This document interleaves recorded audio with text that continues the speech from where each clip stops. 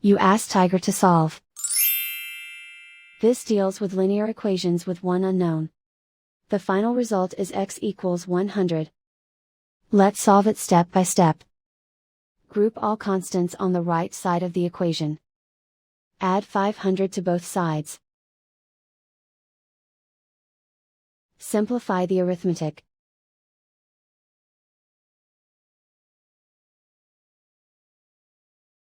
Isolate the x. Divide both sides by 5. Simplify the fraction.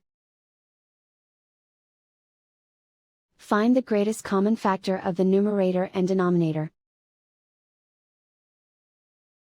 Factor out and cancel the greatest common factor. And so the final result is x equals 100.